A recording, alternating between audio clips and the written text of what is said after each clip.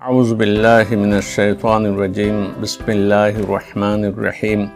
আজকে আমরা মসনবি পাঠের আসরে এমন একটি ঘটনা বা গল্প আলোচনা করব যে গল্পের মাধ্যমে মাওলানা রুমি রাহমাতুল্লাহ আলাইহি দেখিয়েছেন যে আগের থেকে একটা বদ্ধমূল ধারণা নিয়ে যদি কেউ কোনো কাজ করে বা অজ্ঞতা নিয়ে যে প্রকৃত ব্যাপারটা না জেনে সৎ উদ্দেশ্যও যদি কোনো একটা ভালো কাজ করে, এটার ফল উল্টা হয়ে যায়। ইবাদত করতেছে কিন্তু সেই ইবাদতটা নাফরমানিতে পরিণত হয়ে যায়। নিজের ধারণা, বদ্ধমূল ধারণায় মানুষের উপকার করতেছে, না জানার কারণে সেই উপকারটা অপকারে পরিণত হয়ে গেছে। এই বিষয়টি মাওলানা রুমি রাহমাতুল্লাহ আলাইহি অত্যন্ত জীবন্তভাবে উপস্থাপন করেছেন। ঘটনা কি? একজন বদির, অর্থাৎ যে কানে শুনে না, তাকে জানানো হলো যে তোমার প্রতিবেশী অমুক লোক বেশ কিছুদিন থেকে সে অসুস্থ। প্রতিবেশী অসুস্থ, তাকে দেখতে যাওয়া, তার সেবা করা, অন্তত খোঁজ খবর নেওয়া, এটা তো ইসলামের বিধান, প্রতিবেশীর একটা হক এবং ভদ্র মানুষের এটা কর্তব্য। বদির চিন্তা করে, আমি গেলে কিভাবে যাব এবং তার সাথে তো কথাবার্তা বলতে হবে, আমি তো কিছু শুনি না এবং বুঝি না, আমি তার সাথে কিভাবে কথা বলবো? আর যদি নাও যাই, প্রতিবেশী কি মনে করবে যে আমার এই প্রতিবেশী আমাকে একটু অসুস্থ হওয়ার পরে একটু খোঁজ নিতেও আসলো না। নানা দিক চিন্তা করে বলল যে আমি কিছুক্ষণের জন্য থাকবো এবং কিছু কথাবার্তা যেগুলো সাধারণত মানুষের সাথে কুশল বিনিময় হয়, সে কথাগুলো বলে সেখান থেকে চলে আসব। মনে মনে বলল, তার শিয়রে গিয়ে যখন বসবো, কান পেতে তার কথা শোনার ভান করব এবং তার দুই ওষ্ঠের নড়াচড়া দেখে কথা বলতে অসুবিধা হবে না আমার। মনে মনে বলল, আমি প্রথম গিয়ে বলবো কেমন আছেন? তিনি তো অবশ্যই বলবেন আলহামদুলিল্লাহ, আমি ভালো আছি। আমি তখন বলবো শুকর আলহামদুলিল্লাহ, আল্লাহ শুকর। তারপর জিজ্ঞাসা করব খাওয়া দাওয়া কি করেছেন? তিনি বলবেন সামান্য স্যুপ খেয়েছি বা অন্য কোনো কিছু, সামান্য কিছু খেয়েছি। আমি বলবো বেশ ভালো। জানতে চাইবো কোন ডাক্তার এসেছিলেন আপনাকে দেখার জন্য? রোগী তখন বলবে অমুক ডাক্তার। আমি বলবো খুব ভালো ডাক্তার, তার পদার্পণ শুভ হোক। এভাবে নিজের অনুমান থেকে কিছু প্রশ্ন সাজিয়ে নিল। সাজিয়ে নিয়ে অসুস্থ প্রতিবেশীকে দেখার জন্য গেল। বদির কুশল জিজ্ঞাসার জন্য প্রথম কি কথা বলল? গুফত ছুনি, কেমন আছেন? গোফত মোরদাম, বলল মরে গেলাম। গোফত শোক। বদির বলল কি শোক? ও যে আগে ঠিক করেছিল যে আমি জিজ্ঞাসা করব কেমন আছেন, সে বলবো যে আলহামদুলিল্লাহ। তা আমি বললাম যে আল্লাহ শুকর। এখানে এসে উল্টা হয়ে গেল। জিজ্ঞাসা করলো কেমন আছেন, তো রুগী বলল যে আমি মরে গেলাম। সুদ আজিন রঞ্জুর পুর আজার নখ। এ কথায় রুগী আরো ব্যতীত ঘৃণা সৃষ্টি হলো তার মনের মধ্যে। কেমন আছেন বলল, মরে গেলাম বলল আল্লাহর শুকর। এ কথায় রোগীর যন্ত্রণা বেড়ে মনে জন্মালো ঘৃণার কহর। রোগী মনে মনে ভাবতেছে কিঞ্চে শুক্রাস্তু মাগার বাদাস, আমি অসুস্থ, আমি মরে গেলাম বললাম, এর জন্য আমাকে দেখতে এসে বলতেছে যে আল্লাহ শুকর। এটা কি আমার সাথে মাস্কারা করতেছে নাকি আমার সে শত্রু? আসল ব্যাপার হলো কার কিয়াসি খারদু আন কাজ আমাদাস্ত। আসল ব্যাপার হলো এই বদির অনুমান করেছে, অনুমান করে একটা কথা বলেছে, কিন্তু ওই ফলটা উল্টা হয়েছে। বাদাজান গুফতাস চেকুরদি গোফত জাহ। বাদাজান এর পরে গুফতাস তাকে বলল রুগীকে, চেকুরদি কি খেয়েছেন? গোফত, রুগী বলল জাহর, জহর, জহর বিষ খেয়েছি, বিষ খেয়েছি। মেজাজ দিয়ে চটে গেছে আগের থেকে, এত কিছু শুনতেছে না। আগের অনুমান থেকে সে জবাব দিল কি গুফত নুশত বাদ আফজুন গাশত কাহার। গুফত নুশত বাদ, তোমার প্রাণ জোড়া যা খেয়েছো। এটা ইরানিদের বা ফার্সিতে যারা কথা বলে তাদের একটা সৌজন্যমূলক কথাবার্তা। নুশ জান মানে তোমার প্রাণ জোড়াক, যা খেয়েছো তা দি। রুগী বলল আমি বিষ খেয়েছি, বিষ। আর এই বদির বলল ঠিক আছে, এটা আপনার প্রাণ জোড়া কেটে দি। আফজুন গাশত কাহার, তাতে তার ক্রোধ, রাগ, রোগীর ক্রোধ, রাগ আরো বৃদ্ধি। বাদাজান গোফত আস্তাবিবান খিস্ত ও খুহামি আয়াত বেচারে পিসিতু। এরপরে বদির জিজ্ঞাসা করে আস্তাবিবান খিস্ত ও, ডাক্তারদের মধ্যে সে কোন জন? খুহামি আয়াত যিনি আপনার চিকিৎসা করতেছেন সেই ডাক্তারকে বেচারে পিছুতু আপনার উপায়ান্তর বের করার জন্য চিকিৎসার জন্য আপনার কাছে আসে, সে ডাক্তার কে, তার নামটা কি? তো রোগী তো গোসায় ঘৃণায় তার মন ভারী হয়ে আছে, বলল কি, গুফত আজরাইল মে আয়াত, আজরাইল আসে আমার কাছে। প্রশ্ন করছিল ডাক্তার কে আসে, জবাব দিল আজরাইল আসে আমার কাছে, বড় এখান থেকে যাও। এই বদির বলল কি, গুফত পায়াস বাস মুবারক সাদশো, তার আগমন, এমন ডাক্তারের আগমন মুবারক হোক, এজন্য আপনার খুশি হওয়া উচিত। এই কথোপকথন বদির অনুমানের ভিত্তিতে তার প্রতিবেশী অসুস্থ লোকটির সাথে কথাবার্তা ভাব বিনিময়ের যে ডায়লগ আগের থেকে সাজিয়ে গিয়েছিল, সেই ডায়লগ অনুযায়ী কথা বলল, আর কথা বলার পরে সেখান থেকে উঠে চলে আস। বদির মনে মনে ভাবতেছে, আলহামদুলিল্লাহ, যাই হোক আমি ভালোভাবে প্রতিবেশীর একটা হক আদায় করতে পেরেছি, তার সাথে কুশল বিনিময় করতে পেরেছি, তার চিকিৎসার, তার অসুস্থতার খোঁজ খবর নিতে পেরেছি, আলহামদুলিল্লাহ। খরবরুন আমাদ বেগুফতু সাদমান শুক্রকাশ কারদাম মোরাআত ইন জামান, বদির বেরিয়ে আসলো বাইরে, আলাপে তার উৎফুল্লমান, আল্লাহর শুকর, রোগীর অবস্থা বুঝে করেছি আলাপন।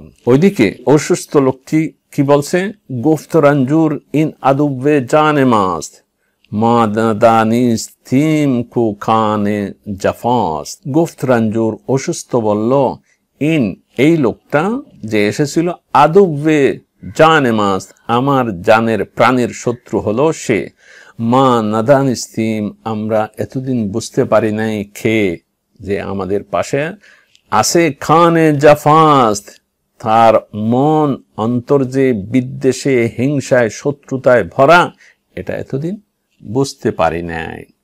তাহলে কি হলো, বধির কানে শুনতে পায় না।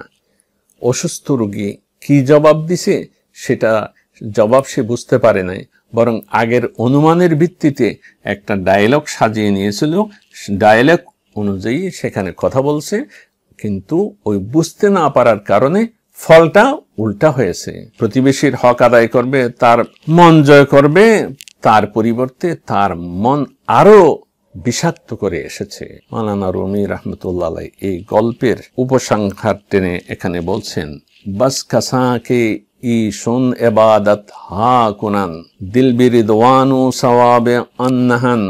বহু লোক আছে তারা ইবাদত করে এবং মনটা আল্লাহ রিদওয়ান সন্তুষ্টি লাভ করবে এবং সওয়াব লাভ করবে, এই আশায় মনটা ভরে থাকে। অর্থাৎ বদ্ধমূল ধারণার ভিত্তিতে আগের থেকে যে ধারণা পোষণ করে এবং প্রকৃত জ্ঞান কোনটা সেটা অনুসন্ধান না করে বদ্ধমূল ধারণা থেকে অনেকে ইবাদত বন্দেগী করে, কিন্তু ফল হয় উল্টা। সওয়াবের আশা করে, হয়ে যায় তার উল্টা, গুনাহ হয়ে যায়। খুদ হাকিকত মাসিয়াত বাশাদ খাফি আনকাদার বাশাদ কে পিন্দার রাদ সাফি। খুদ হাকিকত মাসিয়াত বাশাদ, বরং সেই ইবাদত মাসিয়াত অর্থাৎ গুনাহে পরিণত হয়ে যায়, কিন্তু সেই ইবাদত নাফরমানিতে রূপ নেয় অলক্ষ্যে, স্বচ্ছ আলোকিত ভাবলেও জড়িয়ে যায় গুনাহে। ঠিক সেই বদিরের মতো মনে করেছিল প্রতিবেশীকে দেখতে গিয়ে সে ভালো কাজ করেছে, ভালো ভালো কথা বলে প্রতিবেশীর মন জয় করেছে, কিন্তু আসলে অসুস্থ প্রতিবেশীর মনটা ভেঙে চুরমার করেছে আর তাতে আগুন ধরিয়ে দিয়েছে। সে আগুনে পুড়ে গেছে সে নিজে, আর প্রতিবেশীর সাথে অন্তত 10 বছরের সম্পর্ক নষ্ট হয়েছে। ইবাদত বন্দিগি সম্পর্কে, সৎকর্ম সম্পর্কে, আল্লাহর পছন্দনীয় কাজ সম্পর্কে প্রকৃত অবস্থা না জেনে যারা মন গড়াভাবে নিজে কাজগুলো করে, এগুলোর ফল উল্টা হয়। কোরআন মজিদে এ সম্পর্কে ভীষণভাবে সতর্ক করা হয়েছে। কুল হাল নুনাব্বিউকুম বিল আখসারিনা আমালা। আল্লাহ পাক সুবহানাহু ওয়া তাআলা বলেন, বলুন আমি কি তোমাদেরকে ওইসব লোকদের সংবাদ দেব যারা নিজের কৃতকর্মের ক্ষেত্রে সবচেয়ে বেশি ক্ষতিগ্রস্ত হয়েছে। আল্লাযীনা যাল্লা সা'য়ুহুম ফিল হায়াতিদ দুনিয়া ওয়া হুম ইয়াহসাবুনা আন্নাহুম ইউহসিনুনা সুনআ। তারা হচ্ছে সেই লোক দুনিয়ার জীবনে যাদের কর্ম প্রচেষ্টা বিফলে গেছে, অথচ তারা মনে করে যে তারা সৎকর্ম সম্পাদন করছে। সূরা কাহাফ আয়াত 103 থেকে 105। মাওলানা রুমি রাহমাতুল্লাহ আলাইহি আমাদের সামনে পরিষ্কার করে দিলেন এই বধির এবং তার অসুস্থ প্রতিবেশীর গল্পটি সামনে এনে যে আমরা বদ্ধমূল ধারণা নিয়ে বা না জেনে অনেক সময় ভালো কাজ করি, নেক কাজ করি, আল্লাহর ইবাদত করি, সেই ইবাদতটা আল্লাহর নাফরমানিতে পরিণত হয়ে যায়। আমরা নামাজ পড়ি আল্লাহর সন্তুষ্টির জন্য, সওয়াবের উদ্দেশ্যে। যদি সূর্য ওঠার সময় নামাজ পড়ি সেটা তো সওয়াব না হয়ে গুনাহ হবে। ঠিক দ্বিপ্রহরের সময় যখন সূর্য মধ্য আকাশে থাকে তখন নামাজ পড়া হারাম, সেটা না জেনে যদি নামাজ পড়ি তাহলে আমার নামাজ গুনাহে পরিণত হবে। সূর্য ডুবার সময়ও নামাজ পড়া নিষেধ, তখন যদি নামাজ পড়ি সওয়াবের পরিবর্তে গুনাহ হবে। অনুরূপভাবে অন্যান্য বিষয় সম্পর্কে জ্ঞান থাকতে হবে। জ্ঞান ছাড়া নিজ থেকে বদ্ধমূল ধারণায় যদি এগুলোকে সৎকর্ম ভাবি, ইবাদতের কাজ ভাবি, সেটা পরিণতি ফল উল্টা হবে। বিশেষ করে যারা কাফির মুশরিক, যারা আল্লাহর পক্ষ থেকে বা কোনো ঐশী জ্ঞান ব্যতি রেখে নিজের মন গড়াভাবে সৎ কাজ করে, তারা মনে করে যে আমি এই সৎ কাজ করতেছি, মানুষের উপকার করতেছি নিজের বদ্ধমূল ধারণা থেকে। ঐশী জ্ঞানের আলোকে সেটা তারা বুঝে না এবং বুঝার চেষ্টাও করে না। তাদের সেই কর্মফল এগুলো নস্যাৎ হয়ে যাবে। আয়াতের মধ্যে সেই কথাই বলা হয়েছে। মাওলানা রুমি রাহমাতুল্লাহ আলাইহি সতর্ক করেছেন। এই সতর্কতা যারা মূর্খ বা জ্ঞান রাখে না, যারা দ্বীনের পথে নাই, শুধু তাদের জন্য নয়, বরং মাওলানা বলছেন যারা আমরা দ্বীনের সমঝ রাখি, বুঝ রাখি, এলেম রাখি, যারা আল্লাহর পথে আছি, তাদের জন্য সেই আশঙ্কাটা আছে যে কোনো সময় পদস্খলন হয়ে যেতে পারে। এ কারণেই আমাদেরকে শিক্ষা দেয়া হয়েছে প্রতি মুহূর্তে সব সময় নিজের মনের মধ্যে একটা ভয় জাগরুক রাখতে হবে। তারই তালিম দেয়া হয়েছে নামাজের মধ্যে। ইহদিনাস সিরাতাল মুস্তাকিম সূরা ফাতিহা পড়ার সময় আমরা আল্লাহর কাছে এই ফরিয়াদ জানাই যে আমাদেরকে সিরাতুল মুস্তাকিমের উপরে অবিচল রাখো, প্রতিষ্ঠিত রাখো। আজবারায়ে চারে ইন খৌফহা আমাদানদার হাজ নামাজি ইহদিনা। এসব ভয়ের উপায় খুঁজতেই দেখো না প্রত্যেক নামাজে পড়তে হয় ইহদিনা। বাইরে নামাজটা ঠিকভাবে শুদ্ধভাবে পড়ে আসলাম সেটা বড় কথা নয়, বরং আমার নামাজ কবুল হয়েছে কিনা সেটাই বড় কথা।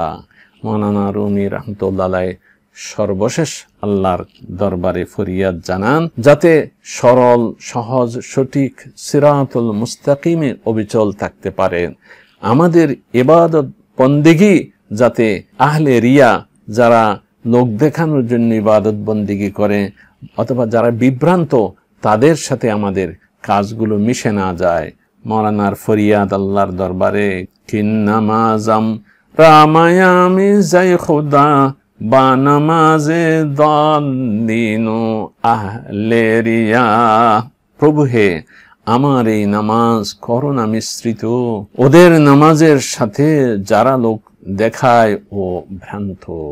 আল্লাহ পাক সুবহানাহু ওয়া তাআলা আমাদেরকে তৌফিক এনায়েত করুন যাতে জ্ঞানের চোখ দিয়ে সবকিছু দেখতে পারি, বুঝতে পারি এবং সেই সচেতনতা নিয়ে ইবাদত বন্দেগী করতে পারি, জীবন পরিচালনা করতে পারি, যাতে আমরা আল্লাহর সন্তোষ ভাজন, প্রিয় ভাজন হতে পারি। ওয়া আখিরু দাওয়ানা আনিল হামদুলিল্লাহি রাব্বিল আলামিন।